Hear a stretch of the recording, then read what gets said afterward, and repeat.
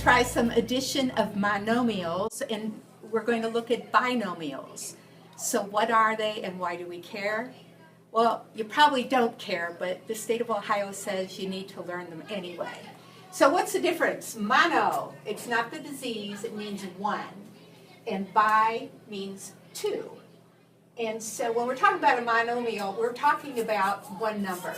When we're talking about a binomial, it's got two different numbers. So there's an addition, a subtraction, or something in there. So that's the difference with that. So we're going to learn a whole different foreign language, is what math is. So I'm going to coax you on that language, and I'm going to use those words, but first I'm going to show you what they mean. When they talk about the coefficient, all we're talking about is that first number is your coefficient. So the first number is what we're going to be using. A variable is the letter. Everyone says you can't add letters. A variable changes. It varies. So that's a number we're going to substitute. We're always trying to find what's the answer to x. You say, my x doesn't care. Well, it doesn't matter. We're trying to find what's the number that goes for x, a, or whatever we put in there. So it varies. Then we have an exponent. I don't multiply it by 3. Math is lazy. I don't want to write 3 times 3 times 3 times 3.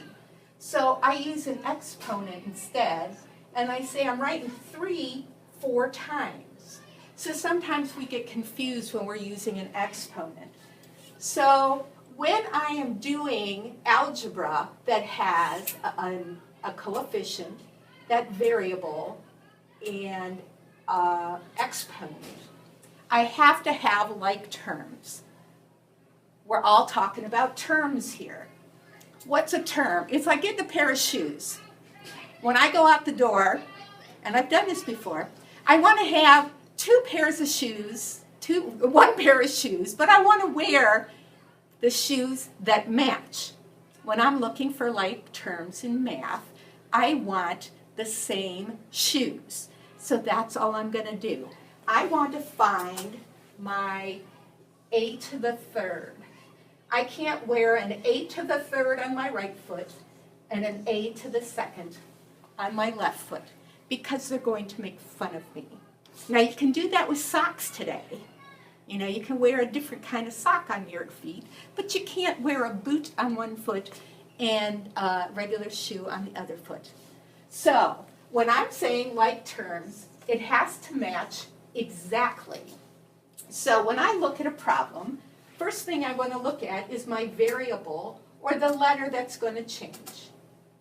And then I want to look at the exponent, or that little teeny tiny number, and see if those are exactly alike. And if those are exactly alike, then I can add them or I can subtract them. Now, can I do that with those letters? No, they stay the same. So I got a b here and I got a b here. It's b to the 5th power. So that's going to stay the same because I'm talking about the same kind of shoes. Then I've got a 7 plus 13. Now put it in your magic calculators. You're allowed to use calculators. Use them. Even those of us who know how to add and subtract, which depending upon the day I can do, use your calculators, especially when you get into using integers that are negative, because unless you use and think about it as money, you're going to mess it up. We all do. So put it in your magic calculator. 7 and 13 is, we got a 20. And that's it. That's how easy it can be. But you want to check and make sure your shoes match first. And make sure you're adding the right kind of shoes. If I tell you to sort out how many pairs of black boots you have, and you're counting your brown boots and your white boots, guys, this goes for you when you're counting up how many motorcycles you're going to have. Are they red ones? Are they green ones? Or whatever. I didn't say how many motorcycles. I want them by color, because that's how girls are. Or by brand, or whatever you collect. You have to do it the right way. So, next one. First, I'm going to look at the variable, or the letter. Then I'm going to look at the exponent. So check them both out. Is the variable the same? Yep, we got a W. Is the exponent the same? Yep, we got a 3. So it stays the same. Then I add my coefficient, or my numbers. Why do they have to have another name for it? I don't know. I don't have to understand algebra to do it. I just have to follow the rules. You know, why do they say electricity? Why do they give all these other things a different name? I don't know. Ask Miss Jessica how I come to her and say, this thingy won't work. I don't know what it's called, but she knows what I'm talking about, because that's a whole nother foreign language. So, I've got 12 plus 22. Put it in your calculator. You should get 34. And that's just your answer. Now, you're going to come up to those where you don't have the same kind of shoes. We're going to skip this one. Here, my variable is a z. My exponent is a 3.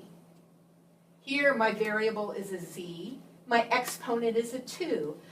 My goodness gracious, here I have a boot, and here I have a regular shoe. Because my exponents don't match. It doesn't matter if the variable is the same. If the exponents don't match, it's not the same. So my answer is just going to be 15z to the third plus 12z to the second. It doesn't change because I can't add it. So the answer stays the same. Over here, let's look at our variable, or the letter. I have a C and a D. Hopefully those are not your grades in algebra. They don't match at all. Once again, I can't add them, so it doesn't even matter what numbers I have. So my answer stays the same. I've got 4C plus 5D. It's no equal, because that is the answer. The next part we're going to do, in algebra, what they do is they go to multiplying and division. And I'm not going to do that. We're going to go to adding and subtracting. I'll do subtracting next, and then I'm going to go to binomials and doing adding and subtracting. If you have any questions, feel free to come on in for an appointment, or to go back to your lessons and practice this, or you can go to Khan Academy. This is the neatest thing in the world, Khan Academy. And look up adding monomials, and he'll explain it in the best way and give you practice problems. And hope you enjoyed it.